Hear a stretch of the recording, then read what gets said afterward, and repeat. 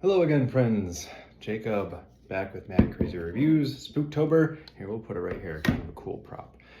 Coming to an end. So we'll go ahead, wrap things up, give my final thoughts on the quality of everything, what I would put first, what I would put last, and like I said, who I would give the Bram Stoker Award to if it was up to me. I know they already gave it to The Haunting of Velkwood, but let's go through. So let me pull up the list here. So we're going to start there, the Bram Stoker Awards. So the long list, they call it the preliminary ballot. That was House of Bone and Rain by Gabino Iglesias, I Was a Teenage Slasher by Stephen Graham Jones, The Haunting of Velkwood by Gwendolyn Kist, American Rapture by C.J. Lead, Incidents Around the House by Josh Mallerman, Ein Hollow by Tim McGregor, Indian Burial Ground by Nick Medina, Forgotten Sisters by Cynthia Palaio, Bury Your Gaze by Chuck Tingle, and Horror Movie by Paul Tremblay. Some of these I actually read last year, so if you've been around for a little bit, you'll probably recognize and might even recall the video content. If you don't, then scroll back, because some of those were really good, and I Was a Teenage Slasher, the reel that I made for that, turned out to be one of my favorites for the year. I still get tickled thinking about it, so kind of proud of that one. And the horror movie one is pretty funny too, so check those things out. As far as ranking the novels, this is a little tricky. There are some that are more like horror, if you're looking for suspense or gore, action, whatever, and there are some that are more kind of dramas that happen to have some horrific or violent elements. I think I would say first and second would be Ein Hollow by Tim McGregor and Forgotten Sisters by Cynthia Palaio. Probably third, I would put I Was a Teenage Slasher by Stephen Graham Jones. And then, the Mallerman book was really good. I would probably put actually that one at number 2. So that's Ein Hollow by McGregor, number 1. Incidents Around the House by Josh Mallerman, number 2. Forgotten Sisters by Cynthia Palaio, number 3. I Was a Teenage Slasher by Stephen Graham Jones, number 4. The Haunting of Velkwood by Gwendolyn Kist, number 5. Let's see, what else we got here? Probably Bury Your Gaze by Chuck Tingle, number 6. Horror Movie, Paul Tremblay, number 7. House of Bone and Rain by Gabino Iglesias, number 8. American Rapture by C.J. Lead, number 9. And then coming in last, sorry Nick, Indian Burial Ground by Nick Medina, number 10.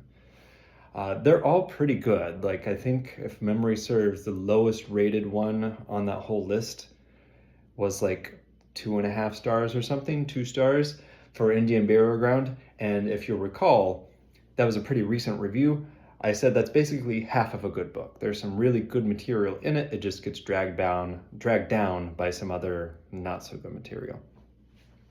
The other things that we did for Spooktober this month, we had a couple other books that were not in contention. They were either published too recently or just things that I had read on my own because I was interested. Like Mapping the Interior is a fantastic book. I highly recommend that one. It is definitely more of the horrific drama than traditional horror novel, especially coming from Stephen Graham Jones. You expect a traditional horror novel. That one is not a traditional horror novel. It is very much a drama that has some horrific elements in it.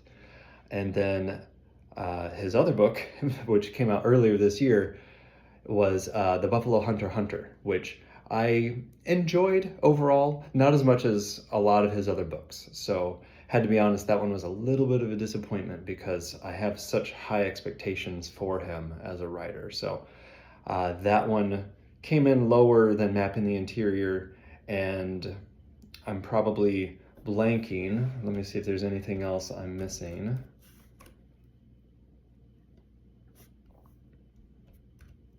Oh yeah, we had the Clay McLeod Chapman Wake Up and Open Your Eyes. It's a fun ride, not a great book. It has a bit too much going on, needed another trim in my opinion. And then What Kind of Mother, kind of same deal. Like really gonzo wild stuff happens, which is a lot of fun, but also doesn't contribute to the whole as well as it probably should. And then I think the last book for the year was the Grady Hendrix, also 2025 release, Witchcraft for Wayward Girls, which I liked overall. It's a bit too long. I think it's almost 500 pages or something, or it's pretty sure it's in the 400s. It's a fast read, but it's just another one of those books that needed another pass from the editor. The movies we did: Bodies, Bodies, Bodies, Nosferatu, and then The Substance. The Substance takes that one very easily. Frankly, a little disappointed with the Nosferatu film. I had really high expectations because I loved Robert Eggers' The Witch. I loved, what was the one? The Lighthouse. That one makes me think of Edgar Allan Poe. I thought that was fantastic. So Nosferatu, like I said, a bit of a letdown. And Bodies, Bodies, Bodies, it's fine. You know, it has some neat stuff in there. I liked it overall again, but another one of those that I think needed a bit more work at the script level before production, but the production is perfectly fine for what the script is.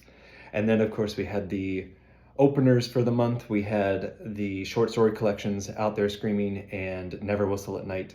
Both of those good, well worth your time. I'm pretty sure Out There Screaming won the Bram Stoker Award for a short story collection a couple years ago. So that one's really good, has some great stuff in it. Never Whistle at Night has some individual good stories. Overall, as a book, not as good as Out There Screaming. And let's see, I think that's everything. Tried to keep it pretty quick. I'll try to even edit this down even shorter.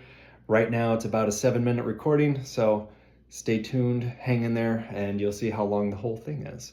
But this was a lot of fun. I really enjoy, like I said, Halloween, horror movies, all of this, and it's been a lot of fun to put my own spin on some of this material, especially because I'm sure some of these are going to get turned into movies at some point, so see how it goes on a professional end. But I hope you liked it. I hope you'll come back next year and, come back for other stuff that's not horror related. There's a lot of books that I read throughout the year. Only a handful are horror books and horror movies. So come back for the other content as well. Again, Jacob, Mad Crazy Reviews, Spotify, TikTok, Instagram, YouTube, Substack. What else is going on? All the major platforms except for X because, Elon's a mess. But that's it for today. Thanks for stopping by.